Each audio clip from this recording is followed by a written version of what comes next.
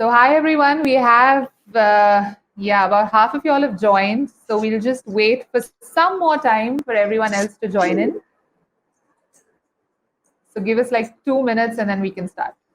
Till then, Jansi, we can probably ask them a question on the chat, if at all, what is their expectation, kind of a thing, to make it much Yes, interactive. absolutely. Absolutely. So, guys, I'm sure you all know what the session is about. And before we get into the details of the session, we'd like to hear from you. So, use the chat option a lot. We'd like to hear from you what you all would want to know from this session. What are you expecting to know from this session? The sessions about resume, the sessions about how to make yourself comfortable, not in the with interviews and a whole bunch of stuff that we have. So what is it that you want from this session? You can put it on chat and we'll make sure that we have that covered. It says LinkedIn profile, great. That we're gonna try covering it. Shweta says, how can someone kickstart a career as a data scientist? Very good. So, Jansi, we do have people coming up with requests for in terms of how to build the LinkedIn profile. How do we ensure a resume is achievement driven and specific from Bibin? That's a good one. How to create an impressive CV? Cool. Yeah. How can a fresher build a resume to stand out from rest? That's a good one, Pramod. Great. Okay. Archana We says, yeah. Go ahead, Jan, yeah, sorry. no, I hope we are. I would like to know how we can make comfortable during the interview, as most of those guys are scared while interviewing. Yes, I'm sure. That's a So are very, we. that's a valid, Even, seriously. even we very scared while interviewing. But jokes apart, okay, let's begin. I think we have most of us online here, while the others still join. Let's not waste any more time. So welcome, guys. Welcome, all of y'all who have joined us. I know it's a Saturday afternoon.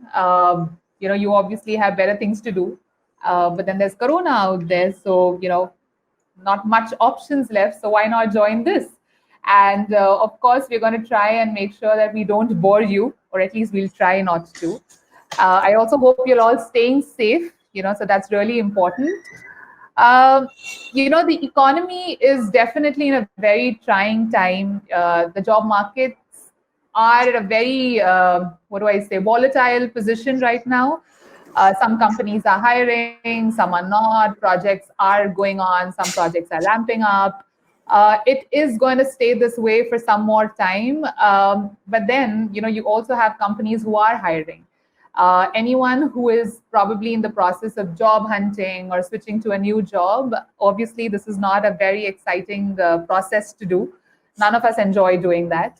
So if you're planning to switch or you're not planning to switch, this time, where the market is not very bullish, I think this time is a really good time to start networking, start working on your profile, start working on your resume, and building those connects so that once things open up, you're right there, you're ready, and you're just raring to go. So that's something that we want you all to do and make sure that you'll do it. So we have this module called the C factor. Now, C here stands for corporate, complex, comfort. You're open to interpret the way you want to. And if we can help you getting a little comfortable with this whole uncomfortable gamut of things, we're more than happy to do that. So let me introduce myself. My name is Jansi Kumar. I have about 8+ years of experience in HR. After my MBA, I joined L&T Infotech, where I spent 5 the most wonderful years of my professional life and learned a lot. After which, I moved into a startup in Seattle, which was then acquired by, which is now known as Capgemini. The learnings there were immense. You have a startup culture, a corporate culture, a mix of both. That's where I got into generalist HR, into recruitments, and I think the learning was really immense. After which, I had a brief stint at Facebook, which was beautiful in an amazing way. And currently, I'm working with Amazon as an HR advisor. And of course, every journey that we have is special in its own way and has huge amount of learnings. So we're still learning. So Sridhar and I used to work together at L&T, and that's how our connect continues. So that's how we decided to come together and have this module for you. And we also want to thank Bhushan. Thank you, Bhushan, for giving this opportunity. Thank you, ideators, for giving us this opportunity to connect to all of you students. I hope you find this useful, because that's what we've tried and that's what we've thought of when we put together everything. Over to you now, Shri. Thank you so much, Jansi. A very good evening to one and all. We are firstly, as Jansi mentioned, thanks Bhushan for the opportunity. So let me just start out with my introduction. I am Sridhar, working with L&T Infotech. It's also called as LTI in the HR department. Now, I love stories. So let me begin with a small story. There was this IT engineer. After his engineering humdrums that was there, he somewhere landed up in a software engineering company. That is Wipro Technologies. He worked for 2 to 3 years over there, working into coding, testing, quality assurance. And after that, he got bored. He thought, what next? That's where he thought, like, why not get into management studies? And that's where he pursued his post-graduation in marketing. Now, post-graduation, he landed up in an organization, LTI. He started as a pre-sales executive, working on presentations, RFPs, client-related programs, and etc. And again, he got bored. So later on, he thought, now it's time for me to switch my role in a different field. Not the job, but the role itself. So that's where he landed up taking HR as his stream. He began with HR business partner, or we also call as generalist role. So he started working over there. He made his fundamentals very clear. Post which he thought, enough of the fundamentals, let me do something specialized. And then he went on to work on certain organizational related projects, the strategic projects. Well, this is my story wherein I had undergone a lot of role changes, stream changes, ultimately attending hundreds of interviews over the course of time, and making lots of modifications, additions, versions of the resumes. And I learned that for an average job, you have almost 250 applications coming in. And out of that, only 2% of the applications get shortlisted for an interview. Now, 2% of 250 comes roughly to 4 to 5. Now, imagine, so out of 250, only 4 to 5 goes till that particular level. And if you are going ahead with an interview, the entire process takes almost 2 to 3 weeks, and the entire journey till the time you get a job in your hand, it takes almost 2 to 3 months. So now, with all these, entire period of your job hunt, your applications. So what I'm saying is, so do you agree that job hunting, applications, resumes, interviews are fun? But yeah, as I mentioned my own story, it was never a fun. But definitely, if I look back, it has been a very adventurous and long journey. So now here, myself and Jansi, as she initiated, that we are here to share a few tidbits from our learnings, such that you can be that 2% shortlisted members for interviews to be selected for. And that's where we are here. And I request Jansi to kickstart with the resume section for our session. Jansi, over to you. Absolutely. Thanks, Sridhar. I hope I'm audible, right? Yeah. Okay, great.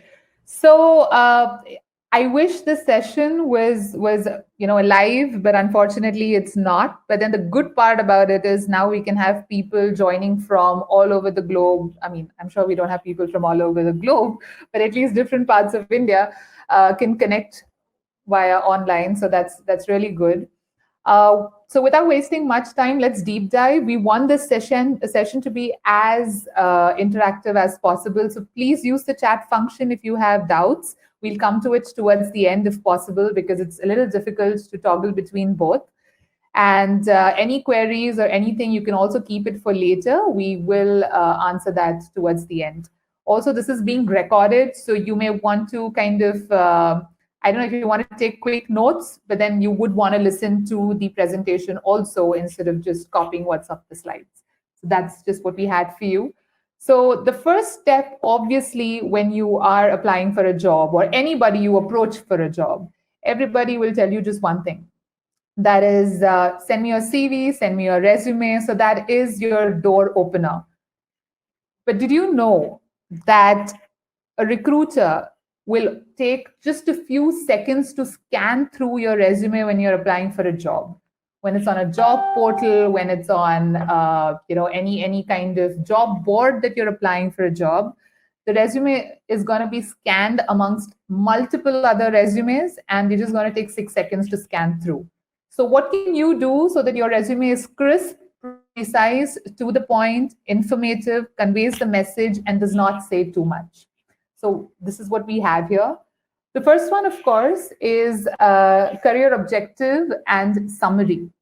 Now, what do you have in a career objective and summary? Let me give you an example, because examples best exemplify what we want to say. We're assuming you have a couple of years of experience. If you're a fresher, you can also mention what you've graduated in or what you're looking for.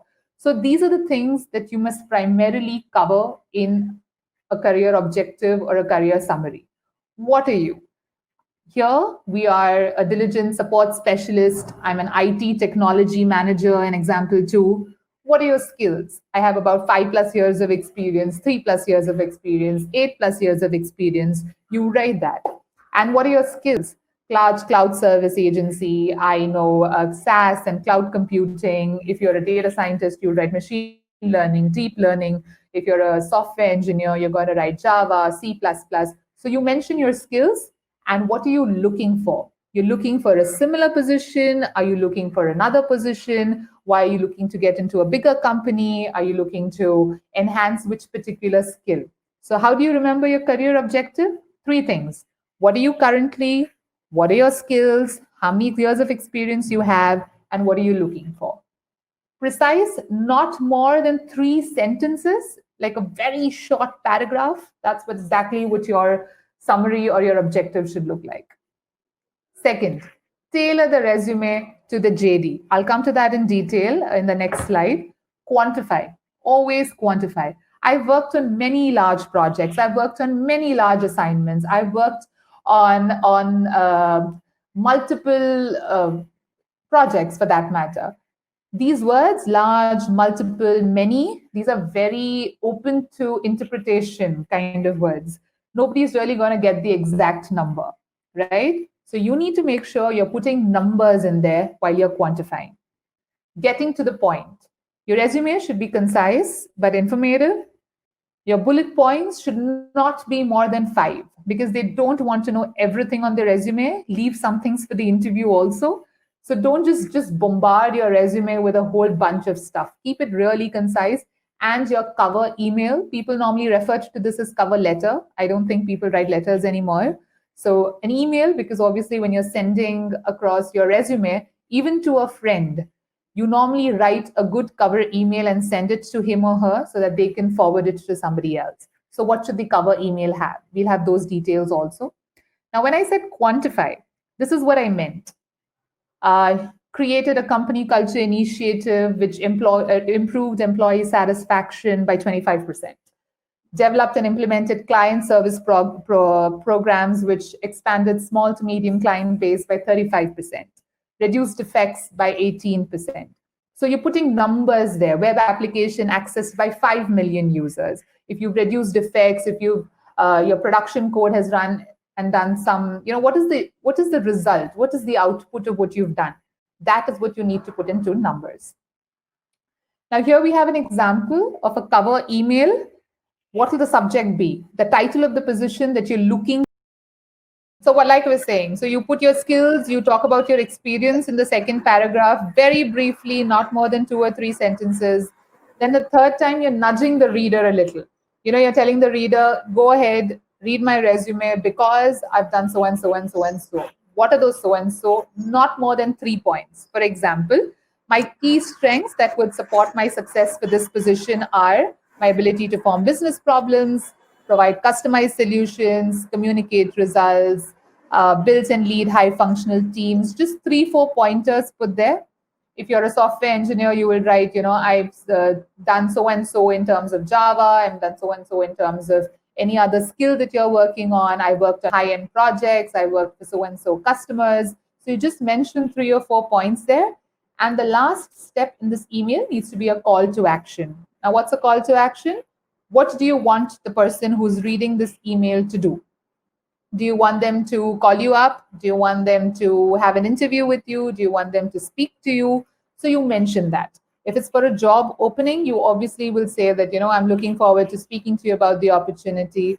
If it's just an informational, you've just sent across your resume just like that, you're obviously going to say, I hope, you can go through your resume and we could find some time to connect, because you just want to talk and see how it goes. So that's where you write your that's the way you write your sample cover email. You can keep this standard for all the jobs that you apply to, more or less keep them same. Just edit them a little here and there depending on whom you're sending it to. But very important is the cover email, so that people know that they want to go and see your resume. Now, this is the job description of a BI engineer. So as a recruiter, if I get this particular job description, I would want you guys to use your chat option right now and tell me, what do you think a recruiter will be searching or looking for in a LinkedIn, in a Naukri.com, in a timesjob.com? What do you think they are going to be using? What words, after looking at this JD, what are the words they'll be using as keywords so that your resume pops up? Can you use the chat function and let me know? Spark, okay. Number of years. Okay. Okay. What else? What are the main skills that will come across if a recruiter is putting it on LinkedIn? If I were to put it on LinkedIn, I know what I'm going to do. Yes. I think Shweta has got it right. Shweta has got BI, SQL, Power BI. Okay. You cannot put a whole bunch of words as a recruiter when you're actually looking for, when you're actually trying to post. So can you see the bold ones here? So those are the ones that I will be putting initially. I will start with SQL. What are the most important things in the basic qualification? ETL, ELT, SQL, data warehouse. I'll put that. I will filter the years of experience on the filters that is available to me as a recruiter. If I get these people, then I will move on to the preferred qualifications. Until then, I won't look at the preferred qualifications. So that's how your initial filter works. So when we mentioned here that you need to tailor your resume to the JD, this is what we meant. If a recruiter is looking for your job, for your resume, they're definitely going to look at the keywords. And if your resume doesn't have the keywords, it's not going to pop up. So make sure your resume will have those words needed in your profession, needed in your occupation, so that your resume gets pulled up in the initial scans also. And of course, all of us look at Google. We normally don't move to the second and third page of the string search that we do, any search for that matter, right? Same with the recruiter. They normally don't move on to the third or the fourth string if they're actually doing sourcing. So you want to make sure your resume features amongst the top lists. If you're applying to a job, of course, they will pull out the dump and then go through the resume, putting the filters. So even then, you need the keywords. Very quick points to note. What is the tense of the voice you're going to use in your resume? Please don't use passive voice. Do not say, don't use long sentences like I was working on so and so, using so and so. Short sentences. Don't use passive voice, use active voice. Coded so and so, worked on so and so project. Tense. If you're currently working on the project, you use the present tense. If you worked on it previously, just say, use the past tense. But don't really make it past continuous or present past continuous. We don't want grammar sessions going on here. So just keep it really active or passive. Format. There are many ready-made templates available on Google, and a lot of them are free. So make sure you refer to them and create your resume using those templates. Just Google them, you'll find them. your resume should not be more than 2 pages for any experience below 10 years, honestly, because nobody is going into that third page and seeing what you have to say. Not more than 2 pages if your job is less than 10 years. If it's more than 10 years, I would still say keep it to two. Just have the important things there. I know it's very painful to edit your own resume because everything is so close to your heart and you want everything on your resume, but the recruiter is not really looking at that. So don't make it too long. What font size should you use? Times New Roman is good, Arial is good, Calibri is good, nothing else beyond this. Font size 9 to 12 is ideal, not bigger or smaller. Always forward your resume in a PDF format, never in a Word format.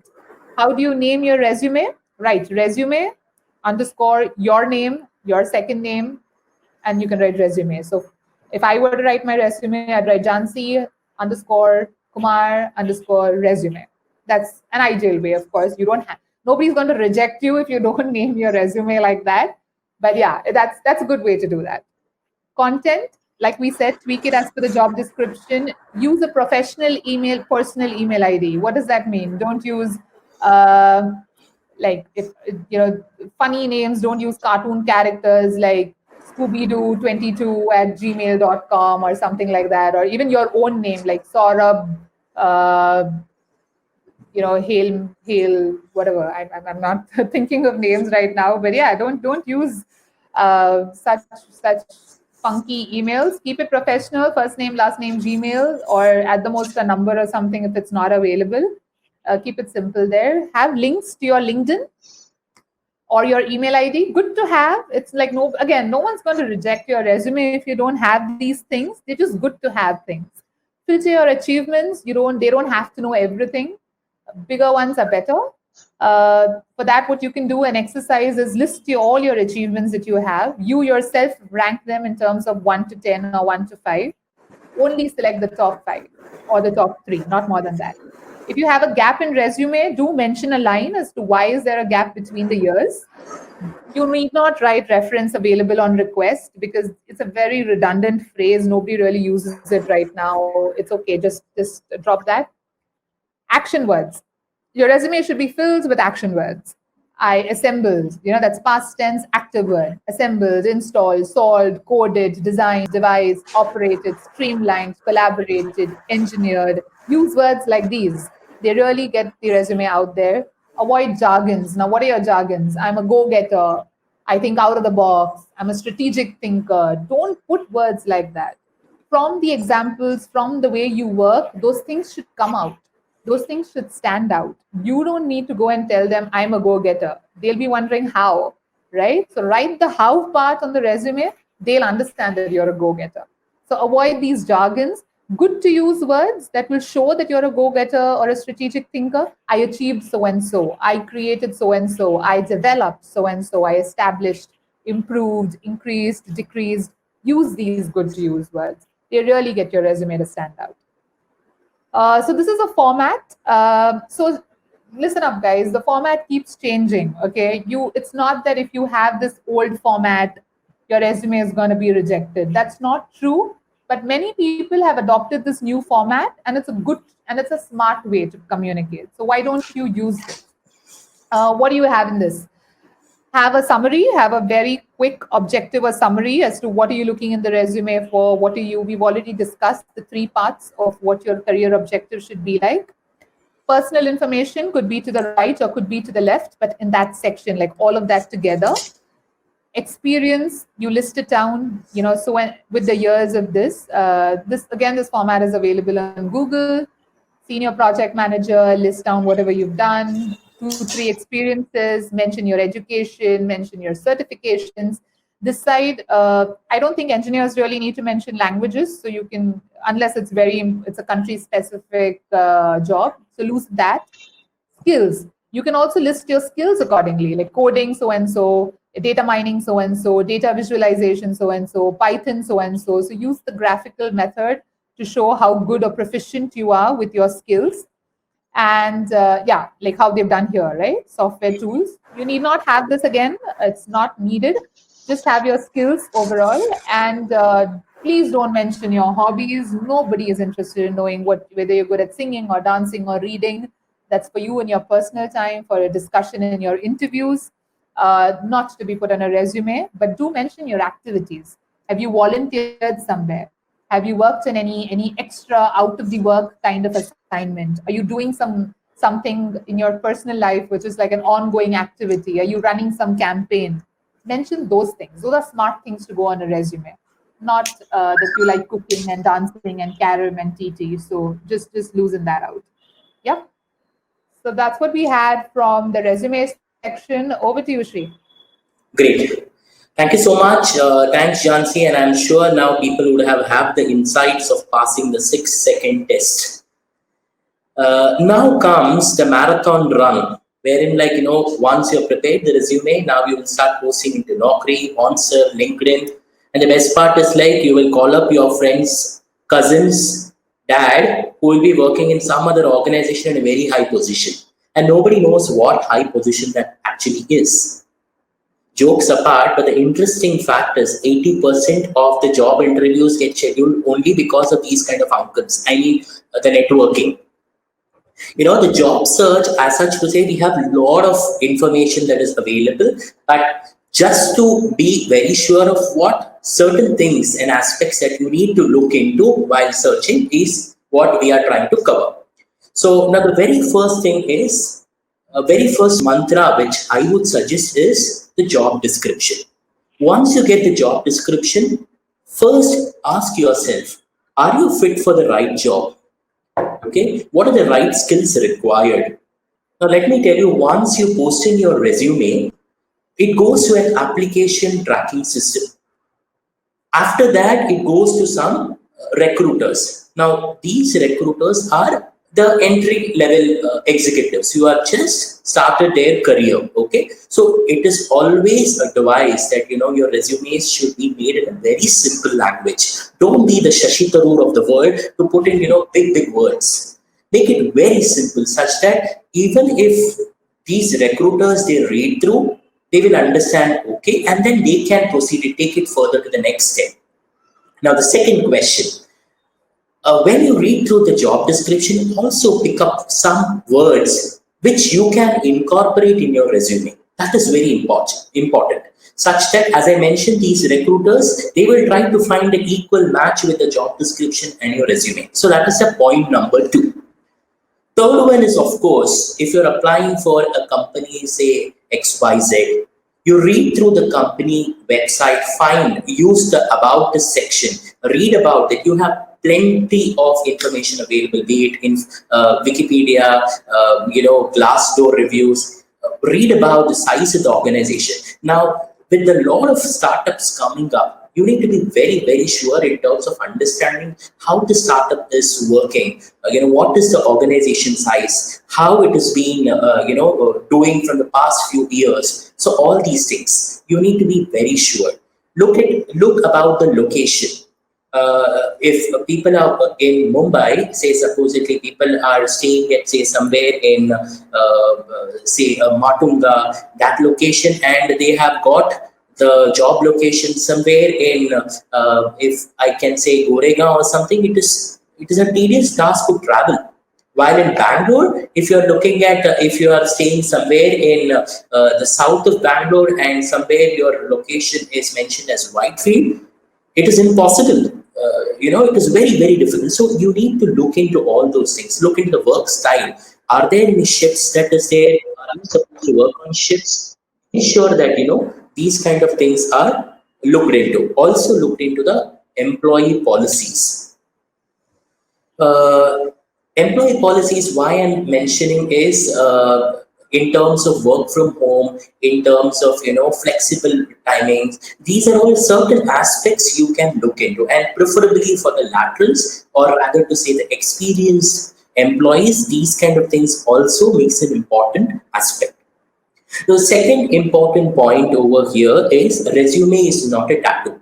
Now you'll be wondering, what do you mean by resume not being a tattoo? Tattoo is, I'm talking about a permanent tattoo, which is very difficult to remove it off, right? So I'm saying that don't make your resume as a tattoo. You should be in a position to change, edit, modify several number of times. Now, as I mentioned that while you would have prepared an amazing resume, Okay, no two companies have the same kind of job. It will have a similar kind of job. A software engineer in an Infosys, a software engineer in a Wipro. As I was mentioning, if you are applying for a job in, say, Wipro Technologies and you're looking for a job in Infosys, your job role might be software engineer, but your responsibilities might not be the same. It can differ. Okay, so that's the reason we are saying that you don't be very stubborn that you're not going to change. As I mentioned, you use the words from the job description, edit it, and make the changes that are there in your resume. Okay, now you have done all these two aspects. You have applied to many of the portals, but you're not getting any reply. Then what? Then we do have something known as LinkedIn recruiters.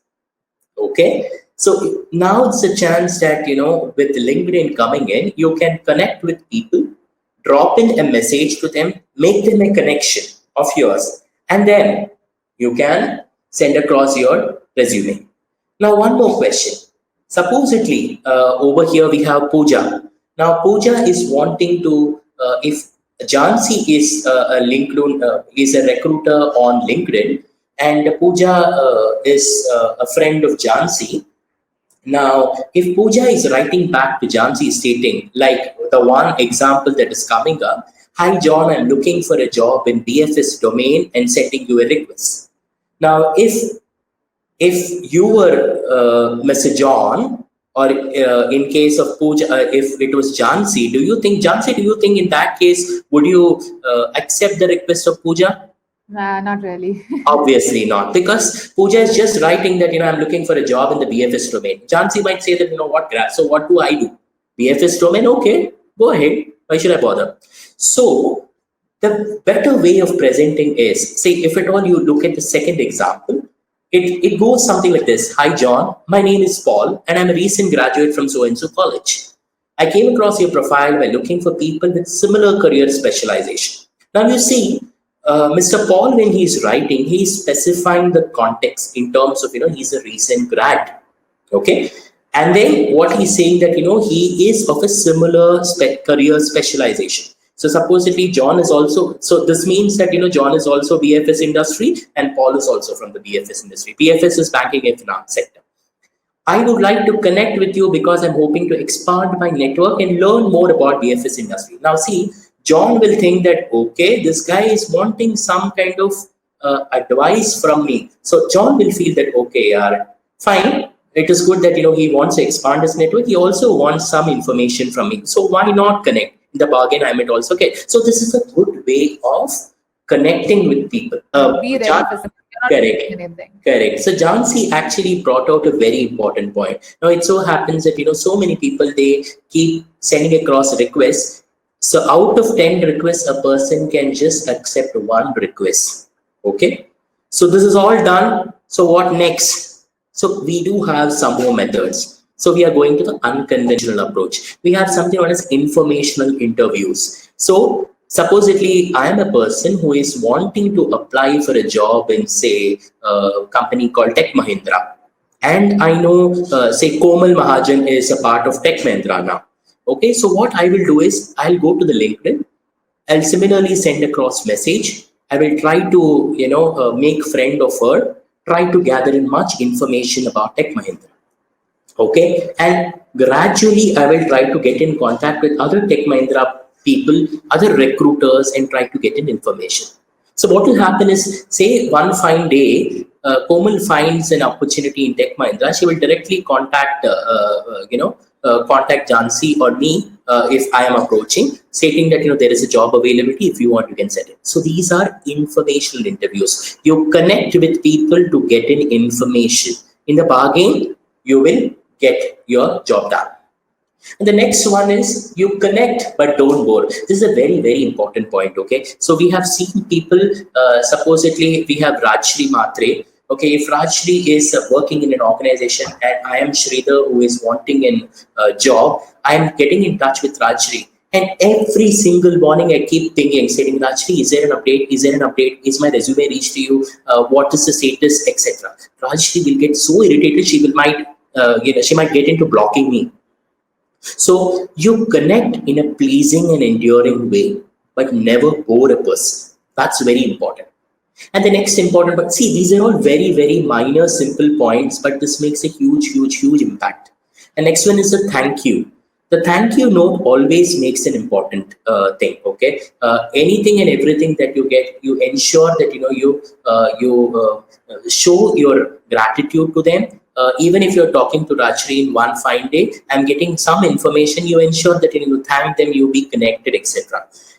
The last point is correct your social presence. Now we'll say that now there are a lot of platforms. You should be on Twitter, you should be on LinkedIn. Okay, yes, we can be on all these Twitters, but the important thing is, are you aware of things that is going on? That is more important. I remember during our days wherein if we are going to an interview, people used to say that ensure that you know the headline of today's newspaper. You might be asked. So what we will do, we will read out the headline. We'll be all prepared with the headline. And the interviewer asks the headline. We will say the headline. But what else? We are not aware of it.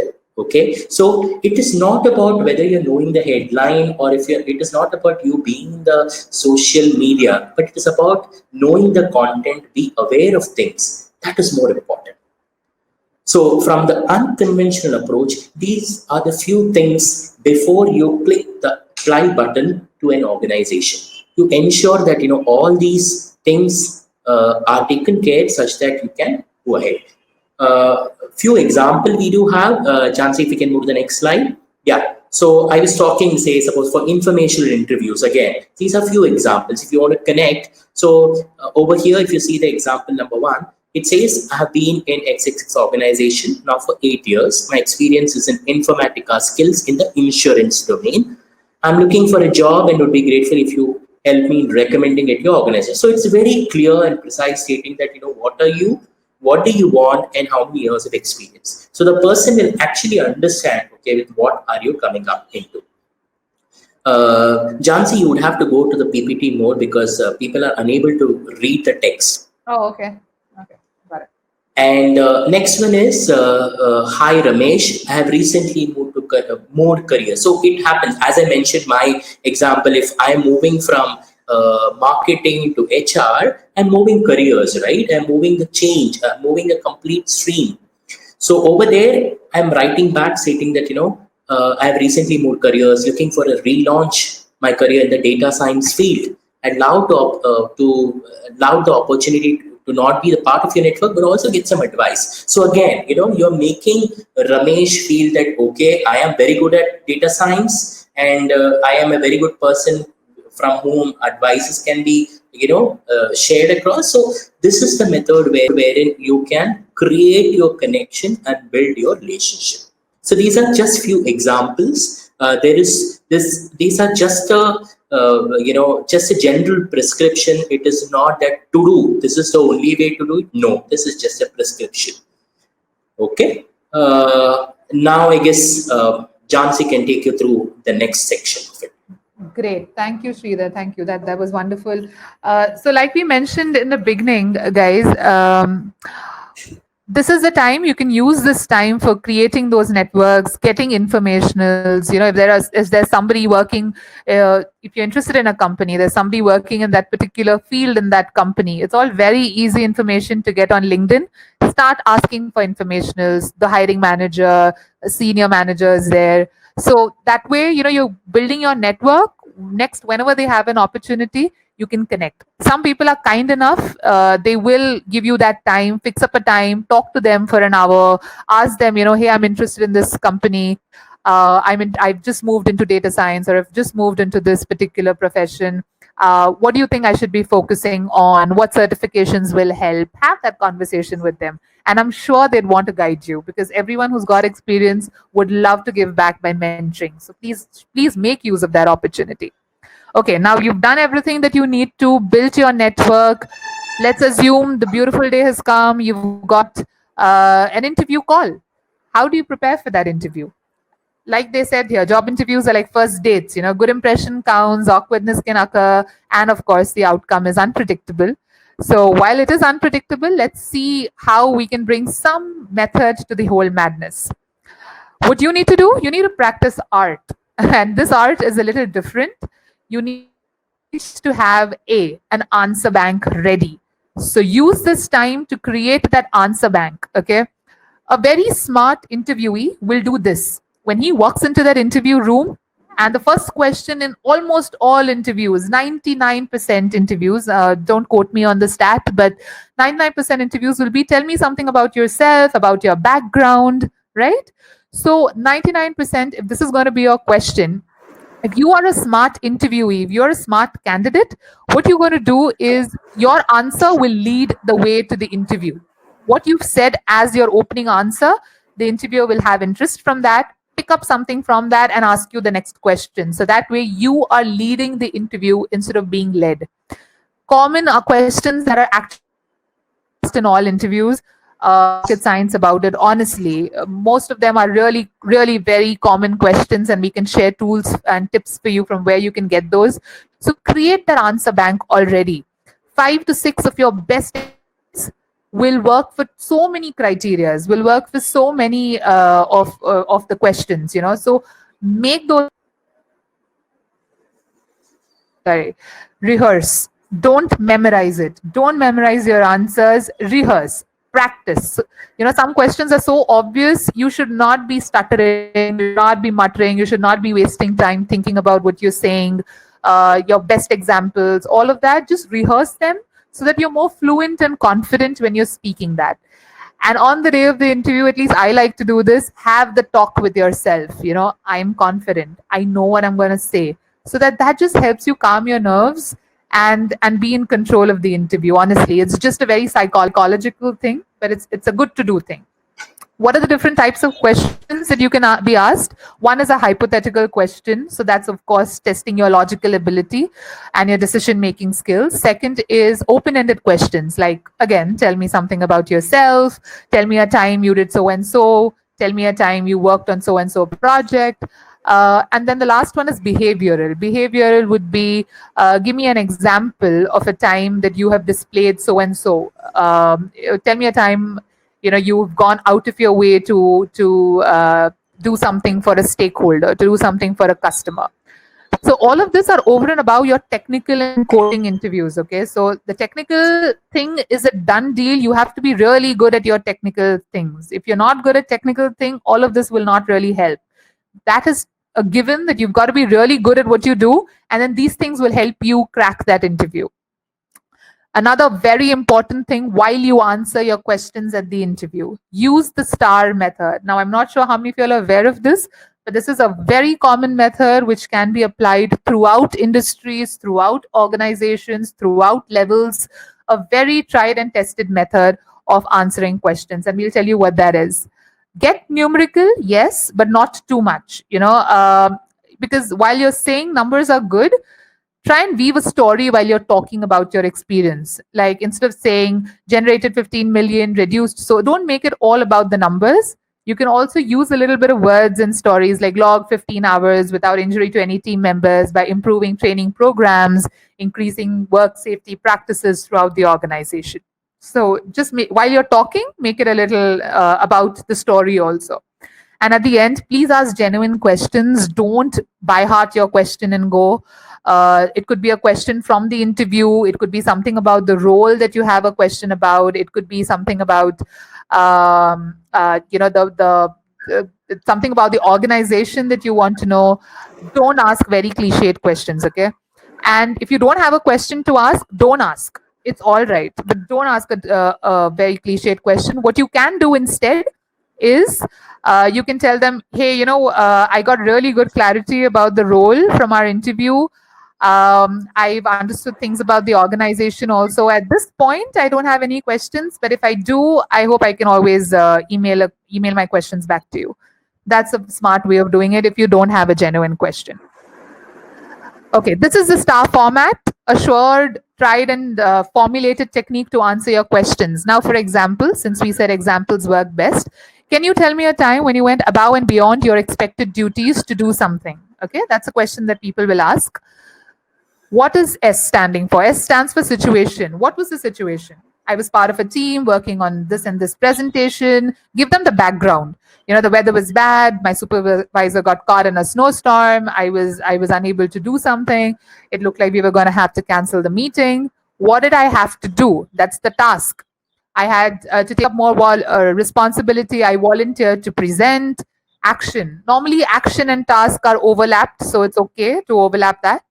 I worked with my supervisor, so I already knew things. So we were able to go ahead with the scheduled meeting. And as a result of that, we landed up the client and I was recommended for a promotion. This is a very basic example. Let me give you a little more technical example.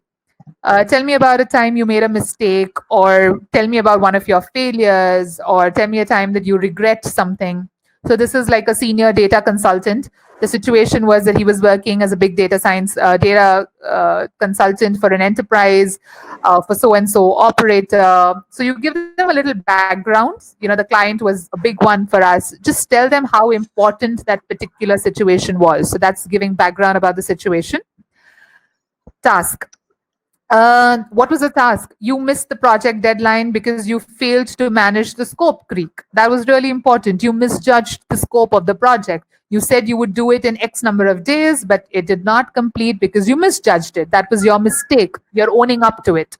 What happened as a result? As a result, there were repeated change requirements. We had to go and flag off the scope in weekly meetings. It was difficult, but what did you do about that?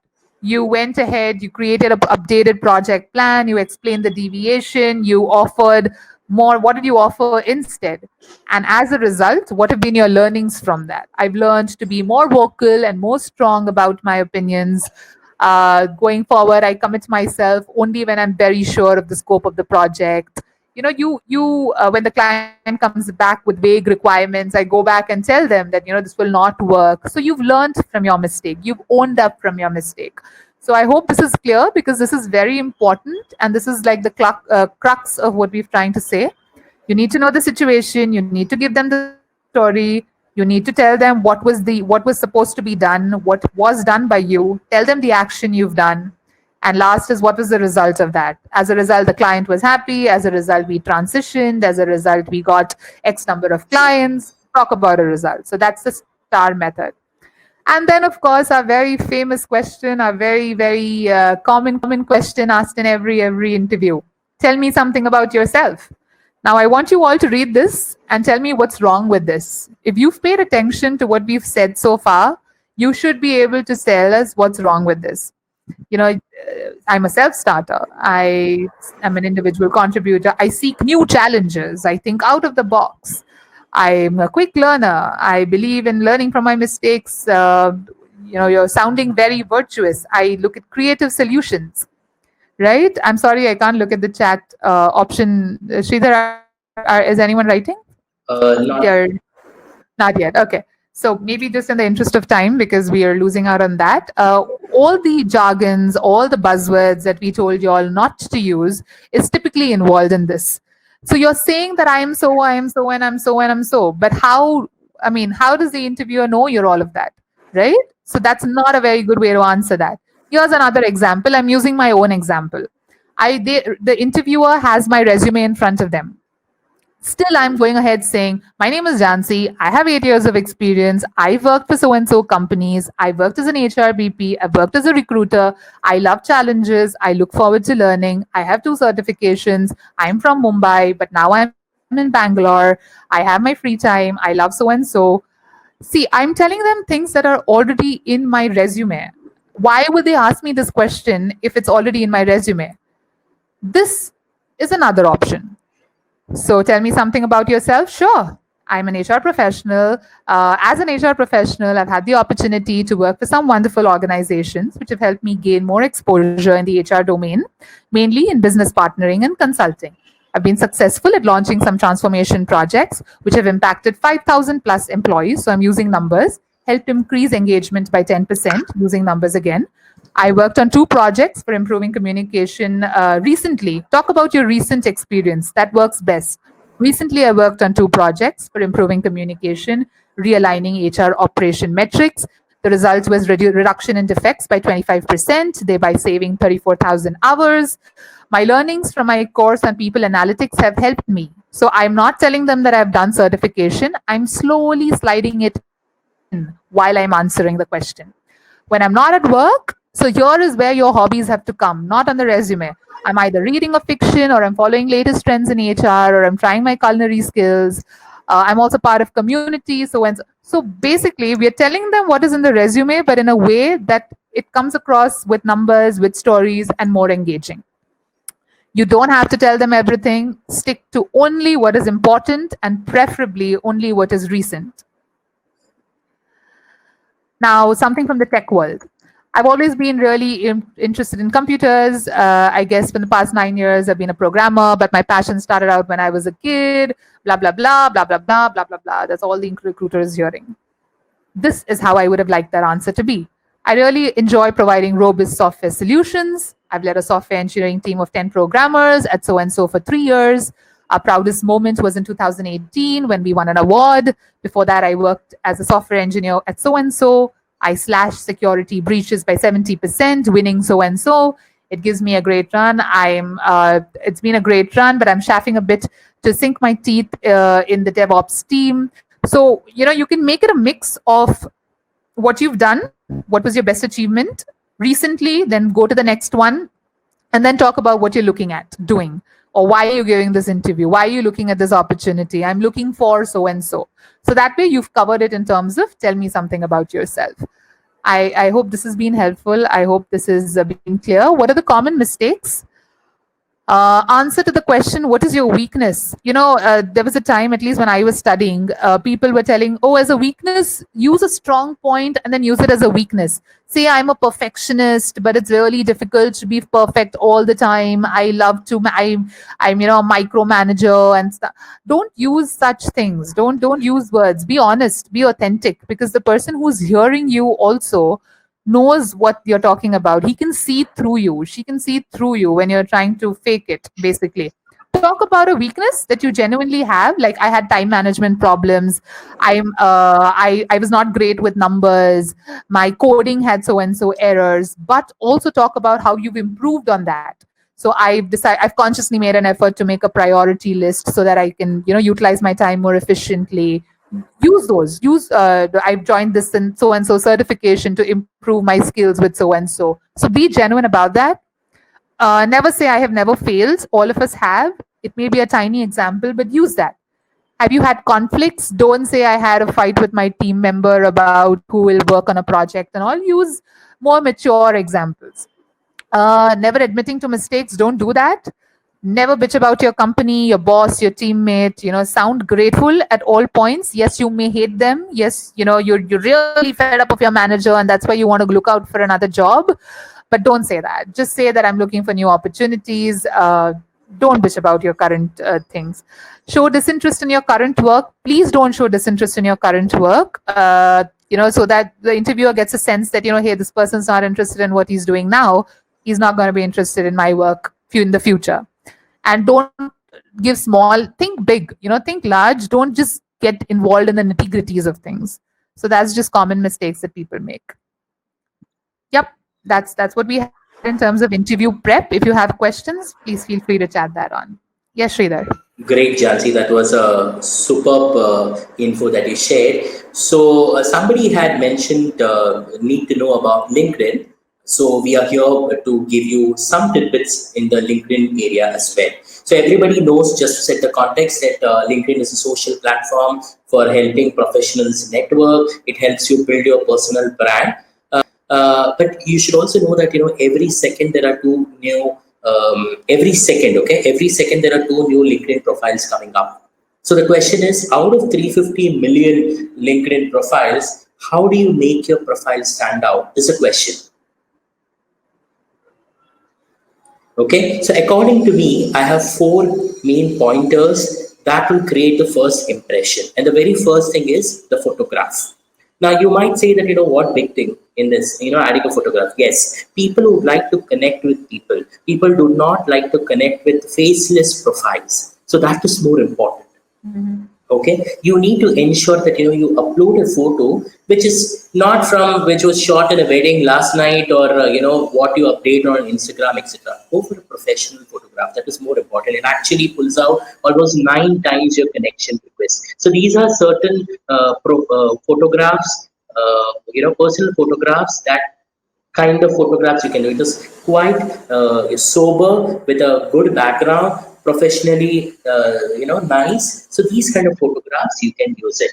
So Now, Sridhar, do they have to get it like professionally clicked, or anything that looks professional also works? professionally clicking is the best option, but in Uh-huh. interest of time, yes, if you are clicking a good photograph in a professional style, at least, like Okay. you are wearing a formal attire with a good background, that itself would suffice. That Yeah. is more than sufficient. And Okay. the next one is also the background photograph. Now, most of us, we do not add in the background photograph. Now, how it helps? Now, over here, G2 Matthew is a chief product officer. So that means that over here in the background, you can actually see that this is a person who is going to some event and he's addressing about some project or something. So you get to understand his other qualities as well. So it's a, as we say, picture speaks volume. So it is better that you put a right photograph, and which can help you address, which can help people to understand what are your other strengths as well. So this is number one. Moving further, the headline. This is the other most important part of it. Okay, this is where you have just 250 characters, 120 characters which are there, wherein you can describe about yourself.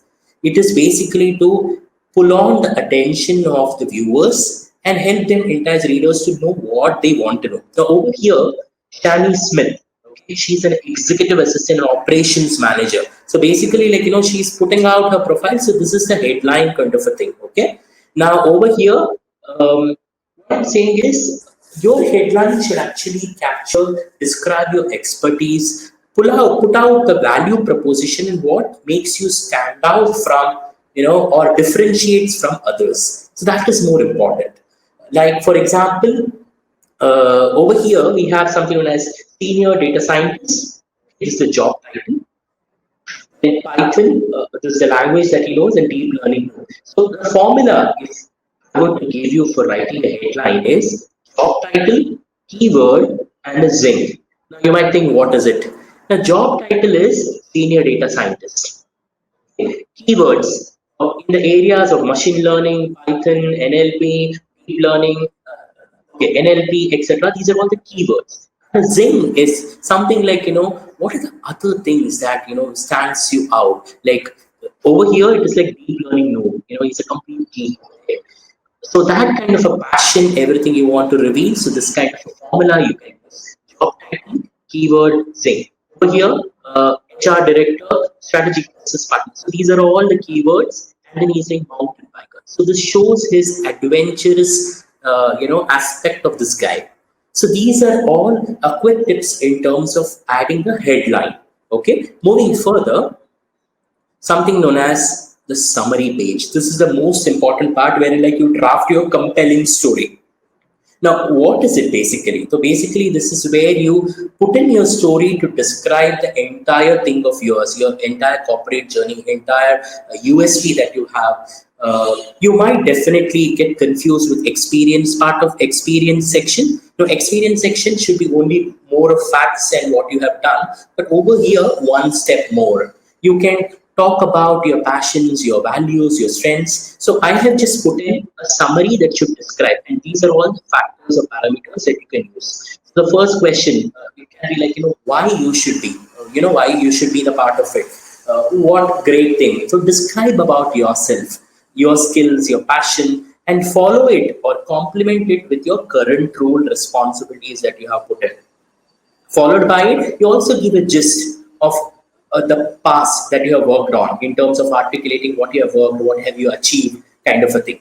Okay, that is more important.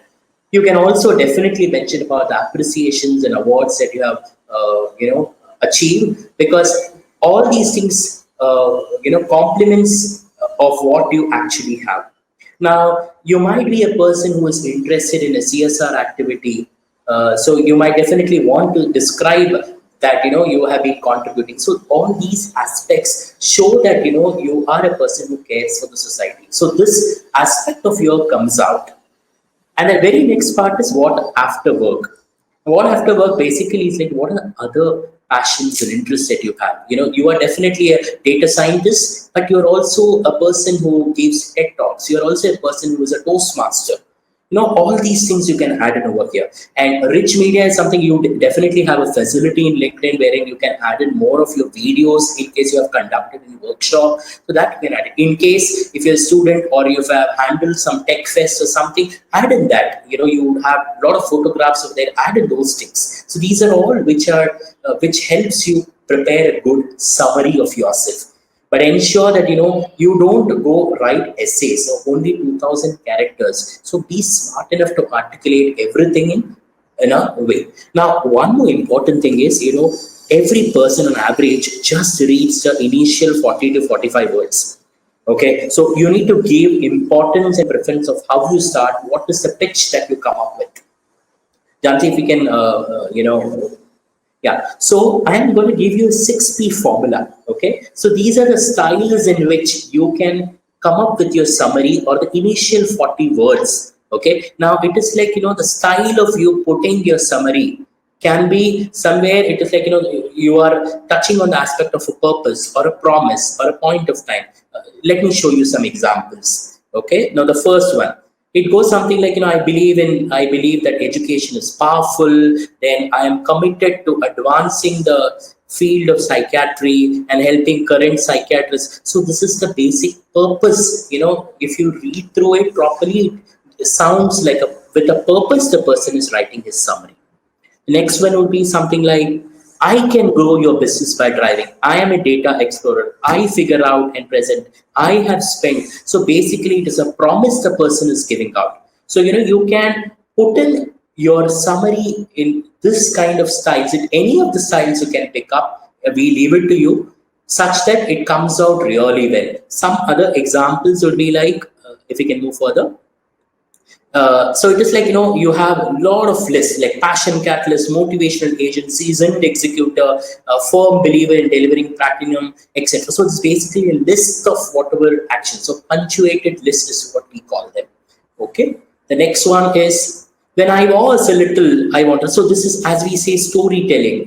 During the days of opera, I wanted to become a great kind of a thing. So he or she is trying to reach to that particular point of time and then trying to essay it out. So these are just the different styles in which you can present your summary. Moving further. Now, there's one more thing. I love switching on light bulbs with people, facilitating the aha moments. My passion is all about helping people.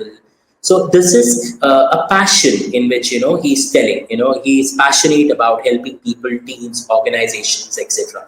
So there is no one way. You can probably club all different styles and make a mixture of it. But it is always better that you stick to one different style. Ensure you do really well. The last one is the achievement I am proud of. Didn't start with a business. So he says that he didn't have a right start. He struggled a lot, but now he can face any challenge. So it's like a provocative phrase. So he's coming out with a challenging situation. Now I can challenge anything kind of thing. So all these are different styles in which you can present your summary. Okay. Moving further, the next fourth important part is the work experience. As you all know, this is a section wherein you can put in your job title, whatever roles you have put in, your skills, achievements. Be brief, be precise. Now, if you add in all these aspects, specifically the work experience, you get more than 5 times the connection, because these are all the research which is given by LinkedIn themselves. Okay, so these are the things typically which creates the first impression. Adding a photograph, a right summary, and a right experience. So this is what is a pill for creating the first impression to your recruiters. Moving further. We do have other aspects like adding skills and endorsement skills, like now there is a feature wherein you can add in your skills, like in a resume we add specialities kind of a thing, so you can add in more skills, technical as well as non-technical skills. And endorsement is like you have somebody else validating the same. So it is like if I say something, you might probably not not agree, but in unison, if Jansi and Bhushan also says the same thing, you will say, oh, okay. So it is like 3-4 people vouch for it, so it is right. So that is the funda over here. Request for recommendation. Yes, recommendation is a validation in terms of you getting the credit of what you have actually done. Preferably, you take the recommendation from whom you have worked, whom you know, and a senior. Getting a recommendation of a peer might not give you that bonus points, but getting a recommendation from a senior, probably it helps you a lot. Moving further, definitely, a lot of things in terms of influencers, various companies. This is basically you need to be sure of what industry you want to, who you should follow. If you are a tech geek, if you are a follower of Apple, you ensure that you follow the company of Apple. Something in the industry of LinkedIn, so you want to follow. So you find out. It is up to you to whom you want to follow, gain insights, which companies you want to follow, such that you are abreast with what is happening in those companies. Next one, Chansi, if we can go further. Yeah. So the best practices, as I mentioned, first impressions count. There is no, there is nothing that can replace that. Post. Okay. Now the typical thing is you have a lot of options to join different groups, be a part of it, get a lot of insights. You should also be posting certain things. Okay. So the question is, how frequent is frequent? So do you mean to say that anything that comes up I keep posting it? No, it is not an FB wherein I say that Sunday morning I'm having a cup of tea. No. So it is like you need to understand the target audience. Ensure that you're putting out any comment or any story that you would like to share. It is professional. It's a value add for someone. Okay. Next one is, don't be lions. What exactly does it mean? In a LinkedIn, you can definitely make connections with hundreds of people. Okay. Now the question is, what should be the ideal number of connections a person can have? I would say, don't go by the numbers, go by the quality, and don't by the quantity. So it is like two way of connection. We have strategic connections and we have open networking. Okay, strategic networking is you just have around say 500, say 100 to 150 connections, and you are frequently in touch, sharing knowledge, insights, and it helps you out, which is quality. Next one is open networking. I am from the sales department, I am from the recruiter department, I have everyone in my connection, because for them it is a game, numbers is a game changer, right? So what I'm saying is, don't be a LinkedIn open networkers, lions. Be a strategic networker wherein you connect only to the person whom you want. The last bit is engaging with the network, like leverage the hashtag kind of a thing. Congratulate, compliment people when they are writing good, insightful story. You want to put in your point, you put it respectfully. You don't defend, okay? Don't try to put them down by saying anything, because it's a big, huge platform. Everybody has a right to put in their point of perspective. So it's better that you compliment, you put in your words and respectfully. Show that you care for them and you personalize it. So these are few best practices. Let me reiterate, these are all just the prescriptions which can definitely help you out. It is not, these are the only pointers that should be considered. No. Okay. Going further. So now is the last bit of the question is, what are you following? So now, as we mentioned, LinkedIn, we talked about 350 million users. Likewise, we have so many abundant information floating around here and there. So how much to follow? What should you do? How do you cope up with the information is a question. And the answer is like, nothing can beat you, identifying what you want to read, and ensure that you read and you are abreast with whatever things are there. You ensure that you follow the right channel. If you want, your channel, you follow the tech talks. Ensure that you don't just go for reading, just go for reading the Bombay Times and Bills and Booms too. Go for corporate magazines. Ensure that you are knowing that what the CEOs say, what is the company model in which they are functioning. Understand all those things, that it helps you grow and also create an impactful person in terms of when you are talking. Okay, that's an important thing. Also, the research mentions that the one important aspect that leads a person to reach the top of the career is reading and being able to create an impact. Okay, so this is one important thing. You also have various techniques like speed reading techniques in case you want to use that technique for ensuring that you have read a lot of things and you are aware of a lot of things. So that's what is from my end, and I guess I need to give it to Jansi, who is coming up with some more tips for you. Yeah, that was useful, Sridhar, at least to me, because I definitely now need to go back and work on my LinkedIn profile.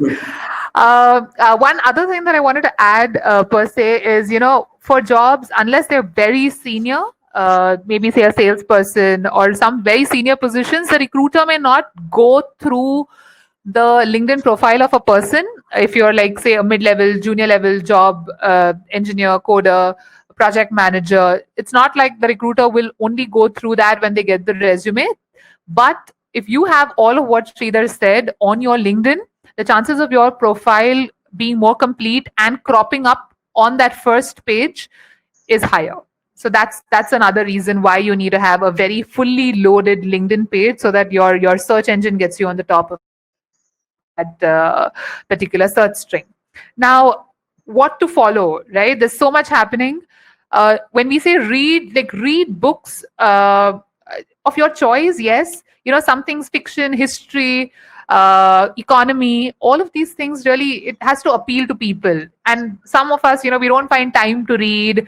We're lazy readers. We feel like sleeping when we read. We want to read, but we're not able to hold our attention or grab attention. So let's be smart about it, because a lot of things are available right now. So let's not just go the conventional way. Nobody's going to libraries to get books anymore. Get a Kindle subscription. See, if you really go to note down your expenses, we waste a lot of money during the month, all of us. On that pizza, on that extra bit of dessert, on that extra bit of outing. Of course, now all of that has stopped, but we do waste a lot of money. Why don't you invest that money in yourself? It's so important and it's so useful. Get an Audible subscription. And I'm not advertising, I'm just saying, get an Audible subscription, get a podcast subscription, get subscriptions to different things that allow you to hear audiobooks. That's a very good way and easy way. You don't have to trouble your eyes. They keep saying you completing books, audiobooks, when you're exercising, gymming, all of those things. You can just hear those books. You're completing chapters that way. Keep a goal for yourself. Similarly, if you're a working professionals, for coders, I hope you're active on Stack Overflow, because your points, and the bigger organizations will look at your profile on Stack Overflow, see how much you're contributing, see how many upvotes your answers have gotten, see how many points you are having as a profile. Your GitHub book repository is there. Lead Code, Facebook, for that matter, uses Lead Code, advises that you solve questions on Lead Code for practice if you were to interview with them. Same for Amazon. Same for a bunch of other companies. So use that Lead Code to be a program, solve questions, coding challenges on Code Wars, HackerRank. Use these things. Make your social presence known. Similarly, if you're a data scientist, Kaggle. Are you on Kaggle? Are you solving challenges on Kaggle? Are you doing that? Cloudera is there. There's Code Mentor, Data Camp. There's Springboard. Are you learning new things? That's important. KD Nuggets. So make sure there are publications, there are blogs, about all of these. Medium is a good blog channel. Are you following the right blogs about the science space, about the tech space? All of these things. You don't have to read books. You can read these articles if you want to stay abreast with what is happening. SpaceX launched the first private unmanned mission in space. Are there things that are written about that, different perspectives to it? Read those things. It's really, really handy, and it's very interesting. As a working professional, follow TEDx, TEDCrunch, Business Insider, Wired, GeekWire for the techies. Continue to upskill. Ideators is providing you with a good platform. It's not very expensive also. Pick up courses that you'd like to do. Coursera has them, Udemy, self-learning at home, LinkedIn Learning. These are all various ways to upskill yourself. You can't say I'm 8 years done, I know it all. It's happening. Certifications help. Certifications only for LinkedIn, not needed. If the certification's really helping you get somewhere, I think it's very important. So these are a few things that you should be following as a techie, as a very avid techie, if you want to stay in the in of things. Yep, that's what we had for you guys. I'll quickly summarize before I hand it over to Sridhar. If we want, see, normally these are full day workshops. Okay, we had to kind of crunch it all up. There's so much to say, and it's really hard to edit stuff that we wanted to tell you, but we are not able to get into in detail. These things will help you at the top of things. If you all want like a detailed workshop, a detailed session, do write to Bhushan, do write to ideators if you think it's helpful, if you think we can delve into any topic in detail. But if there are certain key things that we want you to take away from this session is one, move to the smarter format of resumes. Make it in that smart format. It'll come to 1-2 pages only, not more than that. Use unconventional approach when it comes to job searches. Go and ask for those informationals. At the most, you won't get a response. Nobody's going to go and ask you, why are you pinging me on LinkedIn? And if somebody does, just don't respond. I'm sure nobody does that. Okay. So don't really go and ask for those informationals. Make your presence felt out there with those different peoples. Get a LinkedIn Learning subscription if you want to, a LinkedIn subscription. But yeah, I mean, if you add them in your connections, then you can chat with them. You don't need the subscription then. The star format, very essential when you're answering questions. Use situation, task, action, results format for any answers. Create that answer bank ready with 5-6 of your best examples. Keep using the same examples for different questions. I'm sure they fit for more than one questions. More than one question. And last but not the least, have a fully loaded, a very good LinkedIn profile, so people would want to connect with you and accept your invites. So that's what at least I had to say. Over to you, Tri. Jansi would want to take up there a question from Dikshita. What details should be included in resume if you're a fresher? Would you like to take it up? Great, great. So for a fresher, actually, we wanted to have a separate session for freshers. But since you've asked me this question, let's say that projects. So how will your career objective look like? Your career objective will talk about, hey, I am a recent graduate. You've already mentioned the institute name and in your education section, so you don't have to really write that. I'm a recent graduate in computer technology, information technology, electrical engineering, whatever field you graduated in. During my college work, I have worked on projects which are based technologies that you worked on. I am looking for an opportunity to explore my skills as a software engineer, so and so, and mention one more line saying, I love coding, or don't make it too motherhood statement type, but do mention that, I love coding, and hence, I make sure that I am abreast with whatever is required in with regard to coding or things like that. So, you can keep the statement for later, but as a career objective, 4-5 things to mention. One is who you are, a recent graduate, a recent pass out. 2, what are your skills? What are your projects based on? And 3, what are you looking for? You're looking at to seek a position as a software engineer in a reputed organization where I can leverage my skills and get learnings. Finished. That's your career objective. Talk about your college projects that you worked on. Mention those. And if you have any previous internship experience, talk about that internship experience. All of you all have to do internships while you're graduating, so mention that. And then mention your college academics, your marks and your scores and all of that. And towards the right-hand side of your resume, you're mentioning your contact details, your LinkedIn profile, and all those details. And then in the end, right, activities, the extra activities that you are part of, your co-curricular activities. So whether you were head of the placement committee, whether you worked and you volunteered for the strays, providing anything that you're doing in volunteering space. Volunteering space is normally a good thing to do. Now, don't, as far as possible, don't fake it. Just mention your actual co-curriculars that you've done. Like, we are part of Toastmasters, so we'll mention that in our co-curricular activities.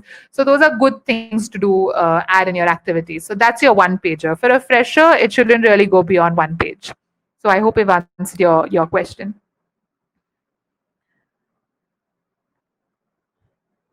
Hello. Great, Jaji. Sorry, I was talking on mute. Okay. Great. So there is a question from Sham stating that, should I include the Indian Railway employee experience in a resume? I would say, why not? If you have definitely put in so much of efforts, if you have contributed, ensure that you put in, because but only be sure that if you are now moving. I believe that it was an IT. If it is not, be Yeah. ready to understand, or be ready to be in a position to answer in interviews in terms of what made you shift your Yeah. stream from whatever to this one. Shweta's question is for laterals. Is it required to put in the educational background in a resume? Yes, absolutely. You have to have your academics. You don't have to mention marks. You can just mention class. You don't have to mention 85.22, 24.44. And for laterals, you don't again need to mention your college projects. Not necessary. If you've got 3-4 years of experience, that's about, you don't really need to mention your college projects. Mention your educational background. Academics is a very important part of the resume. So mention all of those. So that's how the format goes, right? Career objective on top, you mention your education, your professional experience, followed by your academics, followed by your certifications. To the right hand side, you're mentioning your address and all those details. You will mention your skills that you've got, and towards the end, you'll mention your activities. So that's a neat format to follow. Another, just to add to what Sridhar said about the Indian Railways to Sham, is that if it's relevant to the job you're currently applying for, okay, it was 3 months, you no, or 3 April to, so it's quite a period, right? It's quite a period. So because it's from 18, if it was just for 2-3 months, you can ignore. If it's from 2018 to 2020, that's quite a period. So you would want to mention that, actually. I'm in PG. This year is my last year. So what should I mention in the resume? Graduation year. What year are you graduating in? Are you graduating in 2020, right? 2020. So, 21. So if you're in your last year and you're graduating, so you will write whatever you are. I am a Java developer, software, whatever you're this, or a postgraduate in IT, information technology, graduate year or pass out year, it will be 2021. So mention that year on the header, in the headlines alone. So that will be good. Any other questions, Shri? I guess that's it from from people that's coming up. So cool. So just to summarize from my end, I guess keep it very simple. Ensure that you have set a smart goal in terms of being specific, measurable, actionable, visible task. What I mean to say is, for yourself, you be very clear what you want, how are you going to put in a task for yourself, and you take it forward. Be human in terms of ensuring that if you're connecting, making connections with people, ensure that you are in connection with them. And on LinkedIn specifically, make relations and not just followers. You need to be in a position to share value to the person, as well as in the bargain get some inputs. So always ensure that ways, and stay alive and make your presence felt on the social media. So I guess that's it from my end. And other from the LinkedIn perspective, always follow the first impressions which was told. Great. And somebody asked about the presentation. This is going to be available. This whole session is recorded. So please follow and subscribe to the Ideators page on YouTube. You will find this session available there. And Ideators is coming up with some really cool stuff, and they are doing some really cool stuff. So you may want to spread the word there too. Yep, that's all we had from our Yes. side. Yeah, If you have, yeah. in case any other questions you have, definitely, I guess, it can be routed to either of us or Bhushan, and we can definitely take it up. What's his answer? Yes, absolutely. You can write it to Bhushan, I think, and he can collate all of that and let us know, and then he can just mail it out to you guys. We really hope this was helpful. Like we said, we wanted to crunch as much as we could in the time that we We've overshot big time, but thank you for sparing your time on a Saturday evening, and we hope it has been helpful to you, and there was some amount of learning from that. So thank you, guys. Yes, thank you so much and have a wonderful weekend. Thank you. Yeah, Thank bye. you. Bye.